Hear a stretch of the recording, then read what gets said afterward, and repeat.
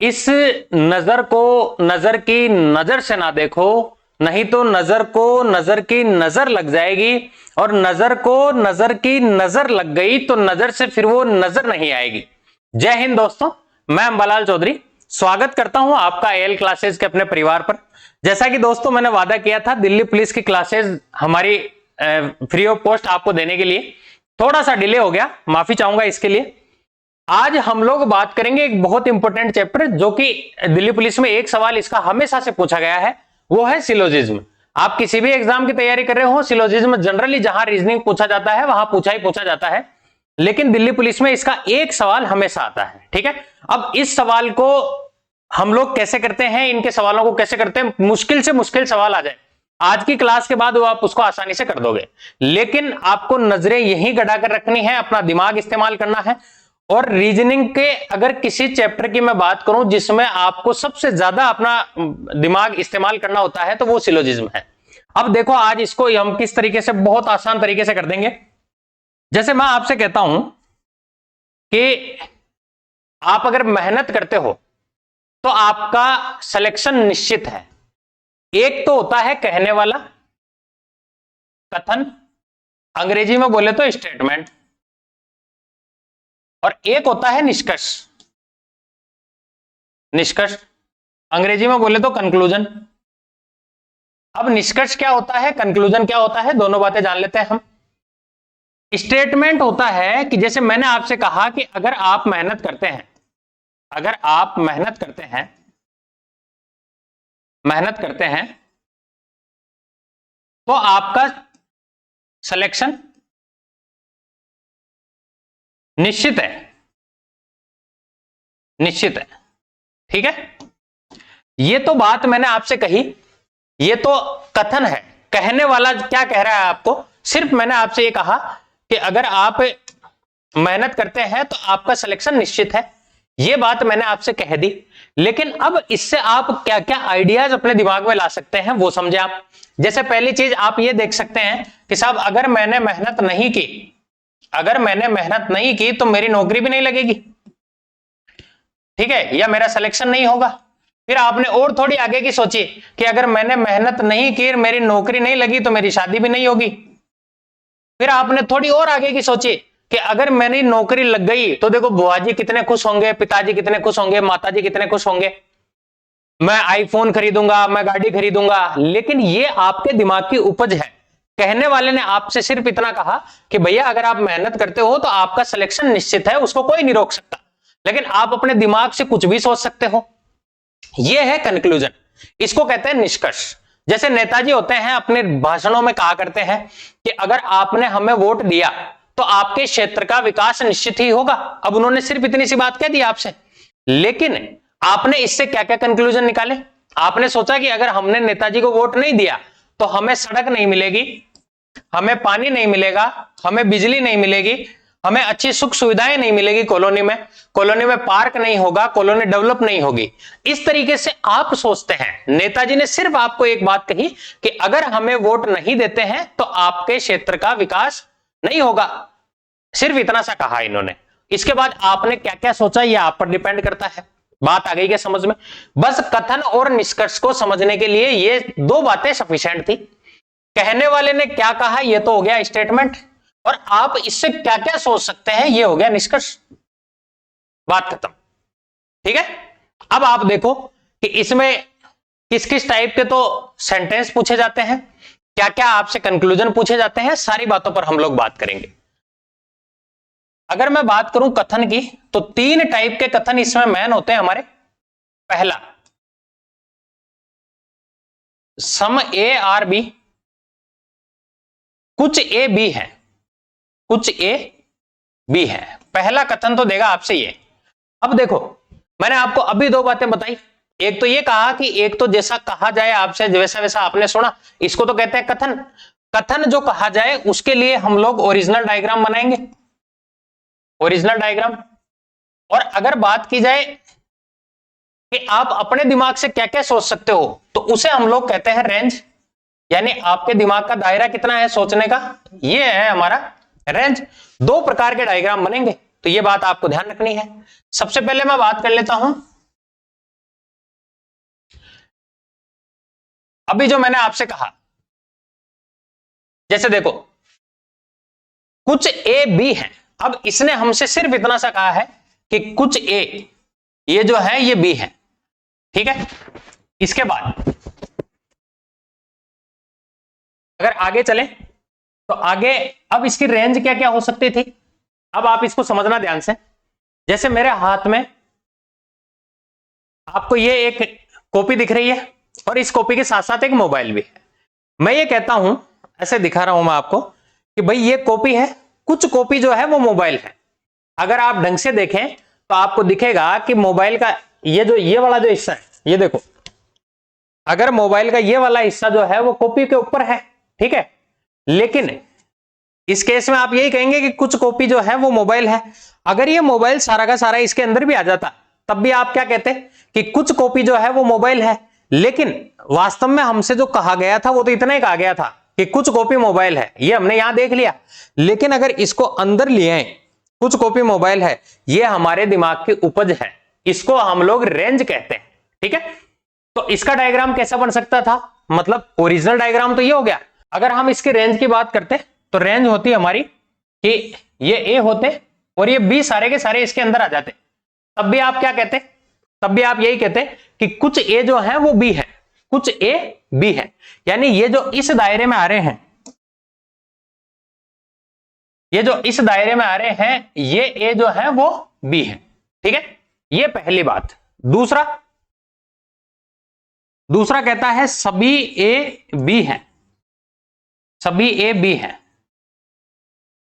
All A R B, ऐसा दिया हुआ है आपको।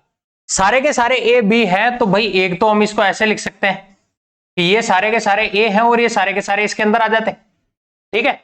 लेकिन ये तो हो गया इसका ओरिजिनल डायग्राम। अब इसकी रेंज क्या हो सकती थी, हम किस लेवल पे सोच सकते थे। तो आप ये भी कह सकते थे कि अगर 10 के 10 ही तो ए होते और 10 के 10 ही बी होते तो ये दोनों ओवरलैप भी कर सकते थे, मतलब ये इसका एक रेंज हो सकती थी। हम इस लेवल से इसको सोच सकते थे। बात आ रही है समझ में, जितने ए होते उतने के उतने ही बी होते। यानी अगर 10 ही ए होते 10 ही बी होते तो सारे के सारे यहां आ जाते। वास्तव में अपने को आंसर देना है इसके हिसाब से, लेकिन वो जो संभावनाएं व्यक्त करनी है, वो जो सारे सवाल हैं वो आपके इस तरीके से होंगे। तो ये रेंज भी आपको आनी चाहिए थी। तीसरा कंक्लूजन क्या, तीसरा स्टेटमेंट क्या हो सकता था कि कोई ए बी नहीं है, नो ए इज बी, ठीक है। अब देखो इसका डायग्राम कैसा बनेगा, ये तो ए हो गया और ये बी हो गया, मतलब ये दोनों बिल्कुल दूर दूर रहेंगे, ये आसपास नहीं आएंगे। ये तीन अगर ओरिजिनल डायग्राम और रेंज आपके समझ में आ गए तो फिर ये समझो कि इस सवाल में, इस चैप्टर में पूरे में कुछ नहीं है, ठीक है। अब देखो इस पर कुछ प्रैक्टिस करते हैं हम लोग। जैसे मैंने आपसे कहा कि कुछ ए बी है, सभी बी सी है, कुछ सी डी है, कोई डी ई नहीं है। इतना बड़ा मैंने आपको, ये 4 स्टेटमेंट मैंने आपको दिए। अब आप इसकी रेंज क्या क्या बना सकते थे, क्या क्या इस पर कंक्लूजन निकाल सकते थे। देखो आप, कोई कुछ ए बी है, कुछ ए जो है वो बी है, ये बी हो गया। आप चाहते तो इस बी को सारा इसके अंदर भी ले आते, मतलब इसको हम ऐसा भी बना सकते थे, ये ए हो जाता और ये बी हो जाता। लेकिन ये इसकी रेंज है, हमसे जितना कहा जाए हम सिर्फ उतना करेंगे, क्योंकि इसने अभी सिर्फ इतना कहा है कि कुछ ए बी है। इसने ये नहीं कहा कि सारे के सारे बी जो है वो सारे के सारे ए है। दूसरा, सभी बी सी है, सारे के सारे जो बी हैं वो सारे के सारे सी है, तो सी देखो यहां आ गया। आप चाहते तो सी को इसके ऊपर भी ले आते, ये साथ साथ रेंज बनाते हुए चल रहा हूं मैं। ये इसकी रेंज है, ये इसका दायरा है कि ये कितना सोच सकते हो आप। एक बात बताओ, अगर ये सी होता तो आप कह सकते थे सारे के सारे बी सी हैं, भाई सारे के सारे बी जो हैं वो इसमें सी है। लेकिन इसने अपने से सिर्फ इतना ही कहा है, हमने अपने दिमाग से ये भी बना दिया कि सारे के सारे ए बी हो सकते थे, लेकिन ऐसा वास्तव में है नहीं, ठीक है। आगे चलो, कुछ सी डी है, कुछ सी जो है वो डी है, तो भाई डी यहां आएगा। हमसे जितना कहा गया हमने सिर्फ उतना किया, कुछ सी जो है वो डी है। और कोई डी ई नहीं है, कोई भी डी जो है वो ई नहीं है, तब क्या करें? कोई भी डी जो है वो ई नहीं है तो ई भाई यहां आ जाएगा। ये हमारा ओरिजिनल डायग्राम बन गया। अब इससे क्या क्या कंक्लूजन आप निकाल सकते थे, क्या क्या निष्कर्ष आप निकाल सकते हो? जैसे मैंने आपसे कहा कि कोई ए डी नहीं है, ऐसा मैंने आपसे कहा। दूसरा, कोई भी ई नहीं है। तीसरा मैं आपसे पूछ सकता था कि कुछ सी ई है। चौथा मैं कह सकता था कुछ ए डी है। ये इस प्रकार के आपको कंक्लूजन मैंने आपको दे दिए। अब इसमें से कितने सही हैं कितने गलत हैं ये बात भी जान लेते हैं। जैसे मान लीजिए आपके यहां आपके जानकार कुछ बंदे हैं और आपको ये पता है कि ये ईमानदार आदमी है बिल्कुल। अगर ये आदमी हर जगह ईमानदार है तो उसके लिए हम लोग ये कह सकते हैं कि साहब इस पर बेईमान, ये बेईमान किस्म का है ही नहीं, ये पूरी तरह ईमानदार है। तो जो बात पूरी तरह सही है, 100% सही है और हर जगह फिट बैठती है, एक तरीके से यूनिवर्सल ट्रूथ मान लो आप, जो हमारे ओरिजिनल डायग्राम में भी सही बैठेगी और जो रेंज में भी सही बैठेगी, वो अगर पूरी तरह सही है तो सही का निशान काम में लेंगे। अगर आपने कहा कि साहब ये ईमानदार है तो बेईमान नहीं है, इसका मतलब क्रॉस लग गया यहां। तो अगर कोई चीज पूरी तरह गलत है, वो कहीं भी सही नहीं बैठती, तो इसका मतलब यहां क्रॉस आ जाएगा। और अगर मैं कहूं कि जैसे आपके सामने एक लड़का खड़ा है, जैसे मैं खड़ा हूं मान लीजिए, आप मुझे देखकर ये जज नहीं कर सकते कि ये आदमी ईमानदार है या बेईमान है, लेकिन आपको ये बात जरूर पता है कि या तो ये ईमानदार होगा या ये बेईमान होगा। भाई दोनों में से कोई एक चीज तो होगी। जैसे बहुत दूर आपको कोई कुछ दिख रहा है, ठीक है, तो आप ये देखकर अंदाजा लगा सकते हैं कि या तो ये आदमी होगा या ये औरत होगी, ठीक है। तो ये बात जब आप पूरी तरह आश्वस्त नहीं हो, 50-50 का मामला हो कि आधा ठीक भी हो सकता है नहीं भी हो सकता, तब आपको एक साइन काम में लेना है और उसको हम लोग कहेंगे पार्शियली रॉन्ग, मतलब ना तो पूरी तरह सही ना पूरी तरह गलत। अब देखो यहां कितने तो सही है कितने गलत है। जैसे पहला, कोई ए डी नहीं है। अब आप देखो कोई भी ए डी नहीं है, ये जो दिख रहा है इसमें तो आपको ऐसा ही दिख रहा है कि कोई भी ए डी नहीं है, लेकिन क्या ये हमेशा सही होगा? क्या हमेशा सही नहीं होगा? देखो कैसे नहीं होगा।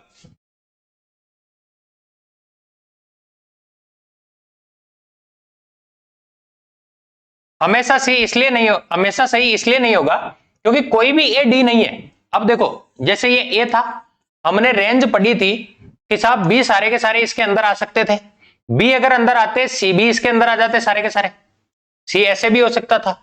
और कुछ सी डी है तो भाई ये कुछ सी डी है तो ये डी यहां आ जाता मान लो। अब ये कह रहा था कोई भी ए डी नहीं है, कोई ए डी नहीं है, इस कंडीशन में तो नहीं है, लेकिन इस कंडीशन में हो भी तो सकता था।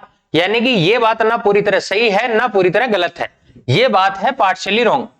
और पार्शियली रॉन्ग को भी हम लोग गलत ही मानते हैं। ये कहां काम में आएगा, इसके यूजेज क्या होंगे ये हम सीखेंगे। दूसरा देखो, कोई बी ई नहीं है, कोई भी बी जो है वो ई नहीं है, यहां तो दिख रहा है हमें नहीं है, लेकिन आप मुझे बताओ ये ए हो जाता, ये बी हो जाता, ये सी हो जाता और ये डी हो जाता।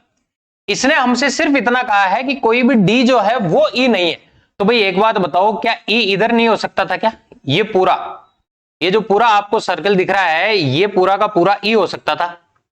और आप चाहे देख लो ये डी से तो दूर ही है, डी से तो दूर है, लेकिन ये तो सारे के सारे बी इसके अंदर आ जाते। तो ये एक रेंज है, इस तरीके से आपको सोचना है। तो कोई भी बी ई नहीं है, ये बात पार्शियली रॉन्ग है साहब। ऐसा हो भी सकता है, ऐसा नहीं भी हो सकता, ठीक है। एक डायग्राम में ऐसा है, एक डायग्राम में ऐसा नहीं है। आगे चलो, कुछ सी ई है, कुछ सी ई है, तो भाई सी जो है वो ई है क्या? अभी तो नहीं है, लेकिन क्या हो सकते थे? क्या बिल्कुल हो सकते थे। अगर ये ई इधर से बन जाता तो ये बात सही हो जाती, यानी ये पार्शियली रॉन्ग है, ये भी पूरी तरह सही नहीं है।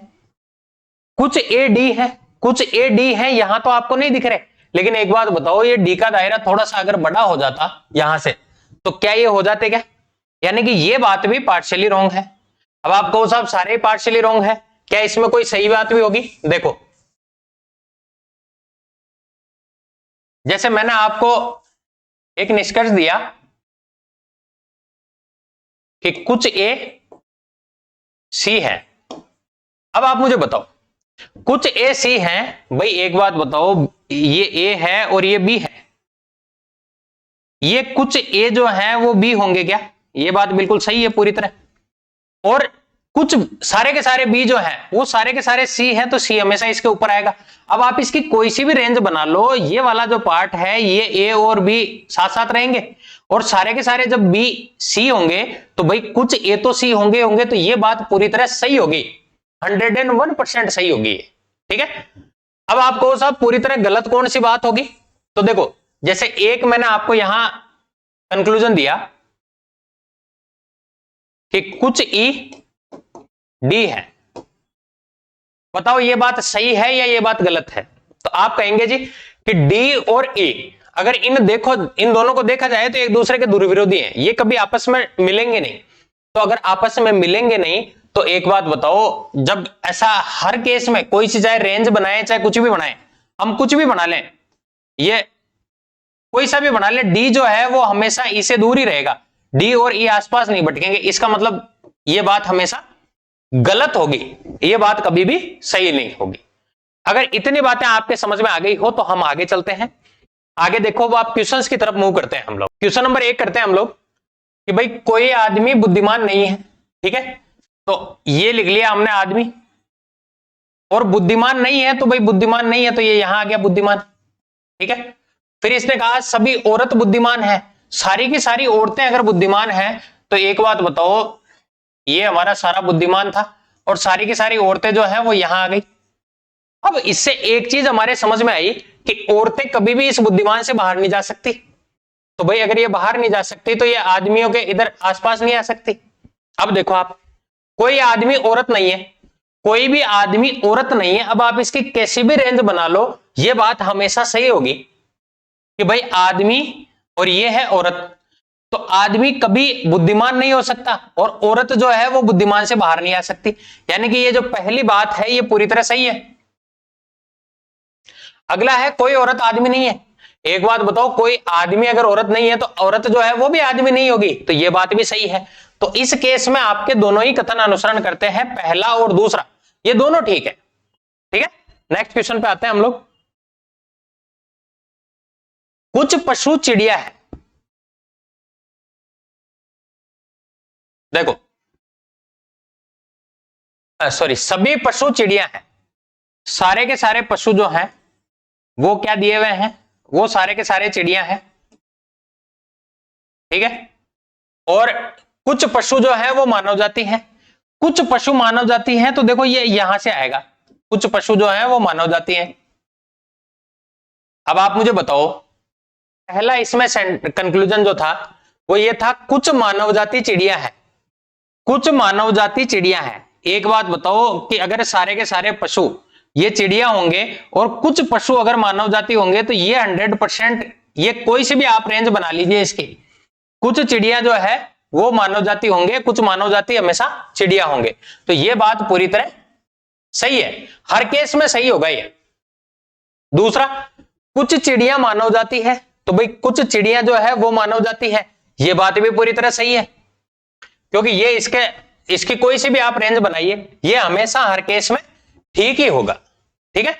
तो ये बात आपको समझ में आनी चाहिए थी। हम इसकी रेंज भी बनाते तो कैसे बनाते, सभी पशु जो है वो चिड़िया है, तो भाई मान लो चिड़िया ये आ गई, ठीक है, और कुछ चिड़िया जो है वो मानव जाति है, ये यहां बन गई। ये ऐसा भी हो सकता था जितने पशु होते सारे के सारे ही चिड़िया होते, और इसके बाद भी अगर मानव जाति यहां आती तो भाई ये यहां हो जाती, तो ये बात आपको पता होनी चाहिए, ठीक है।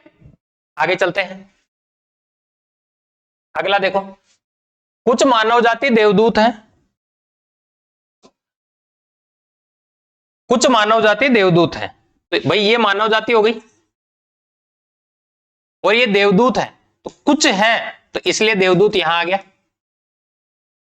आगे इसने क्या दिया, सभी डॉक्टर जो है वो देवदूत हैं, तो सारे के सारे डॉक्टर देवदूत हैं, तो डॉक्टर यहां आएंगे।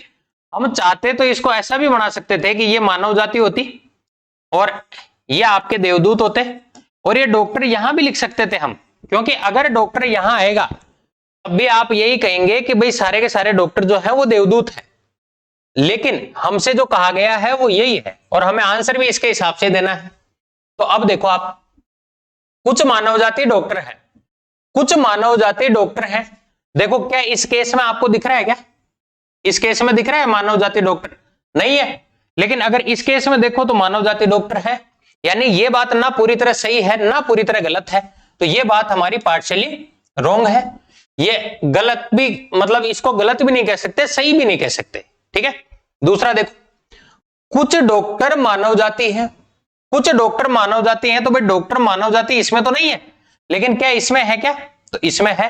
तो ये बात भी ना तो पूरी तरह सही है ना पूरी तरह गलत है। तो भाई ये बात भी आपकी पार्शियली रॉन्ग है।